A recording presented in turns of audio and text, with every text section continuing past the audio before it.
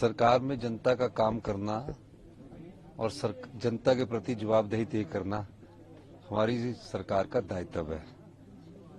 उसमें कभी आर्थिक संकट आता है, कभी आपदा संकट आता है, कभी राजनीतिक संकट आता है।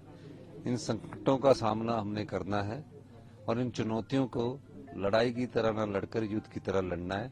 और निश्चित तौर पर हम सब लोग हिमाचल प्रदेश का विकास चाहते हैं, हिमाचल प्रदेश की जनता का विकास चाहते हैं। उन 6 विधायक को लेकर भी आप नरम दिखे। आपने कहा कि सब छोटे या बड़े भाई हैं, अगर वो कांग्रेस में वापस आना चाहते हैं तो उनके लिए स्वागत।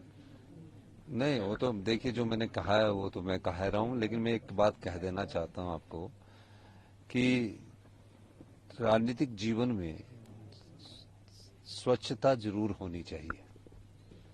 राजनीति में आप एक प्रेरणा स्रोत होते हैं उस विधानसभा क्षेत्र के।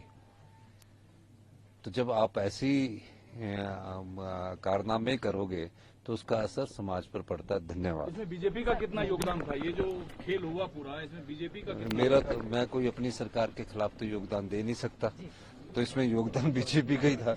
हिमाचल में भारतीय जनता पार्टी की राजनीति ऑपरेशन लोटस बुरी तरह से विफल हुआ है और मुझे खुशी है कि कांग्रेस के पर्यवेक्षकों ने और आदरणीय राहुल जी ने, प्रियंका गांधी जी ने, खरगे साहब ने सही समय पर सही फैसले लेकर के सरकार को बचा लिया है। भारतीय जनता पार्टी कितना भी कहे कि हम इन्वॉल्व नहीं थे, लेकिन अगर विधायकों को सीआरपीएफ की सुरक्षा में, अर्धसैनिक बलों की सुरक्षा में पंचकुला भेजा जाए या कहीं और शिफ्ट करने का प्रयास किया जाए तो यह साफ जाहिर है कि भारतीय जनता पार्टी की सारी साजिश थी लोकतांत्रिक तरीके से चुनी हुई एक सरकार को गिराने की।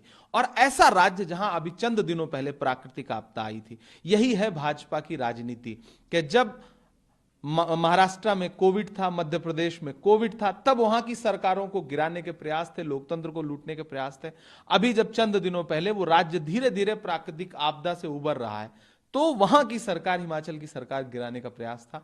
लेकिन भारतीय जनता पार्टी की सारी साजिशें वहां विफल हो चुकी हैं और हम देश को विश्वास दिलाते हैं कि हिमाचल की सरकार अगले 5 साल तक शांतिपूर्ण तरीके से चलेगी। हमारे आंतरिक मामले जो होंगे उसे हम सुलझा लेंगे, लेकिन भाजपा सरकार गिराने का प्रयास न करे, सफल नहीं होगी। निश्चित तौर से जो अपनी पार्टी के व्हिप का उल्लंघन करेगा, जो व्हिप जारी होती है उसका उल्लंघन करेगा, तो सदस्यता जो निरस्त हुई है वो नियम संगत है, नियम के तहत है कि जो व्यक्ति पार्टी के लाइन के विरुद्ध जाकर वोट करता है तो उसकी सदस्यता को रद्द करने का अधिकार स्पीकर के पास होता है।